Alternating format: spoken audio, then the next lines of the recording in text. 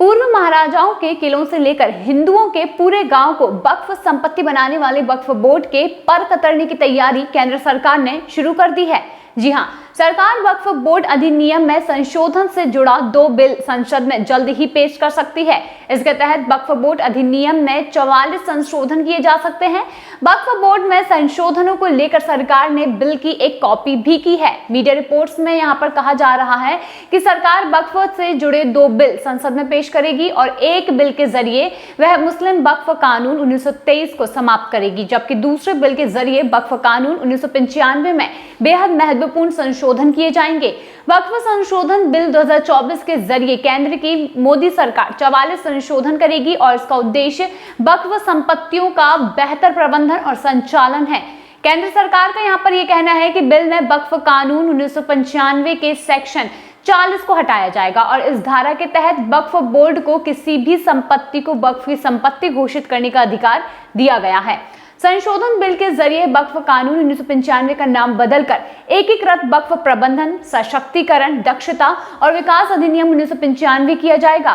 केंद्रीय वक्फ परिषद और राज्य वक्फ बोर्ड में मुस्लिम के साथ साथ गैर मुस्लिम को भी प्रतिनिधित्व दिया जाएगा और इनमें से 2 महिलाओं को रखना भी अनिवार्य होगा। इनमें मुस्लिम समुदाय के अन्य पिछड़ा वर्ग, शिया, सुन्नी, बोहरा, आगा खानी को भी प्रतिनिधित्व दिया जाएगा और वक्फ परिषद में एक केंद्रीय मंत्री, 3 सांसद, मुस्लिम संगठनों के 3 प्रतिनिधि और मुस्लिम कानून के 3 जानकार, सुप्रीम कोर्ट या फिर हाई कोर्ट के 2 पूर्व जज, एक वकील, राष्ट्रीय ख्याति प्राप्त 4 लोग और भारत सरकार के सचिव आदि इसमें शामिल होंगे।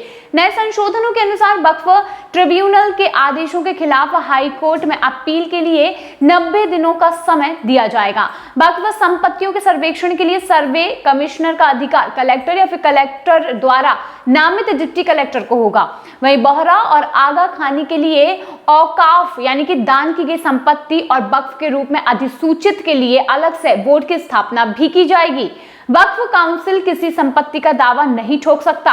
वहीं वक्फ बोर्ड किसी संपत्ति को वक्फ के रूप में दर्ज करना चाहता है तो पहले उसे सभी संबंधित पक्षों को नोटिस जारी करना होगा। ये पंजीकरण एक केंद्रीकृत वेबसाइट पर होना चाहिए और एक केंद्रीय पोर्टल और डेटाबेस के माध्यम से वक्फ के पंजीकरण के तरीके को सूचीबद्ध और सुव्यवस्थित करने की भी इसमें व्यवस्था की गई है। नए संशोधनों के अनुसार केवल प्रैक्टिस करने वाले मुस्लिमों को ही अपनी चल या फिर अन्यथा संपत्ति वक्फ परिषद या फिर बोर्ड को दान करने की अनुमति होगी। दान करने का फैसला सिर्फ कानूनी मालिक ही ले सकता है। वहीं वर्तमान कानून के तहत किसी भी वक्फ संपत्ति को ऐसी संपत्ति नहीं मानी जा सकती है यदि इसके बारे में कोई विवाद हो, खासकर यदि इसके सरकारी संपत्ति होने के बारे में कोई सवाल हो। ऐसे विवादों में अधिकारी जांच करेंगे और राज्य को एक रिपोर्ट भी सौंपेंगे, जिसके बाद रिकॉर्ड समायोजित किए जाएंगे। नए कानून में वक्फ बोर्ड को मिलने वाले पैसे का इस्तेमाल विधवाओं, तलाकशुदा और अनाथों के कल्याण के लिए किया जाना चाहिए और ये भी सरकार द्वारा समझाए गए तरीके से किए जाने चाहिए।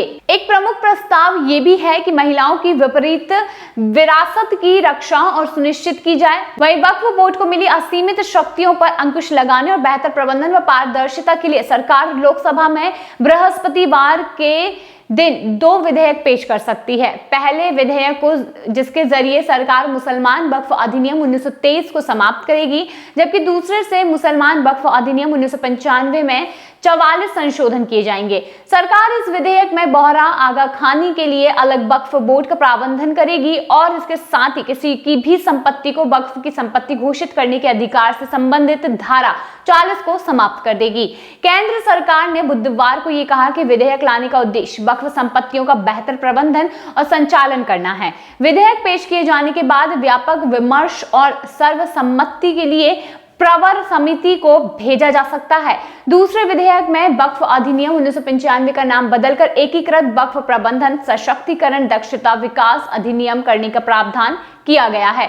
इसमें वक्फ बोर्डों के केंद्रीय परिषद और ट्रिब्यूनल की संरचना में व्यापक बदलाव लाने का भी प्रावधान है। मसलन केंद्रीय परिषद और राज्य वक्फ बोर्ड में 2 महिलाओं का प्रतिनिधित्व अनिवार्य बनाया जाएगा और इसके अलावा कानून में संशोधन के बाद अब वक्फ ट्रिब्यूनल के आदेश को 90 दिन के अंदर हाईकोर्ट में चुनौती दी जा सकेगी। वक्फ संपत्तियों के सर्वेक्षण के लिए सर्वे कमिश्नर का अधिकार अब जिला कलेक्टर या फिर उसके द्वारा की गई नामित डिप्टी कलेक्टर के पास होगा। अब इसमें खास बातें कुछ ऐसी बताई गई हैं जो कि यहाँ पर बिल में पेश की जा सकती हैं, जिसमें कि सरकार वक्फ अधिनियम 1923 को वापस लेगी। पारदर्शिता, बेहतर प्रबंधन और जवाबदेही सुनिश्चित करने के लिए 44 संशोधन, आगा खानी व बोहरा वक्फ को परिभाषित किया जाएगा। वहीं आगे 5 साल तक मुस्लिम धर्म का पालन करने वालों की संपत्ति वक्फ हासिल कर सकेगा। वक्फ के धन से विधवा, तलाकशुदा व अनाथों के कल्याण के लिए सरकार के समझाए तरीके से काम करने होंगे। वहीं संपत्ति वक्फ को देने के दौरान उत्तराधिकारियों और महिलाओं के अधिकार नहीं छीने जा सकेंगे। रजिस्टर्ड वक्फ संपत्तियों को 6 माह में पोर्टल पर डालना होगा। वहीं वक्फ संपत्तियों से मिलने वाले भू राजस्व, सेस, उसका रेट, कर, आय, कोर्ट मामले की जानकारी भी बतानी होगी। वहीं सरकारी संपत्ति को वक्फ अपनी संपत्ति घोषित नहीं कर पाएगा। और यही कुछ बातों को ध्यान में रखते हुए संसद में नया बिल पेश करने जा रही है केंद्र सरकार, जिसके साथ वक्फ बोर्ड की कुछ ऐसी बातें जिन पे लगाम लगानी जरूरी थी। नहीं तो वक्फ बोर्ड हर जगह की जमीन को हथियाने के लिए पूरी तरीके से तैयार था। लेकिन अब जब बिल पेश किया जाएगा तो आगे की सारी बातें भी बताई जाएगी। लेकिन इस विषय में आप तब तक क्या सोचते हैं, कमेंट सेक्शन में जरूर बताइए।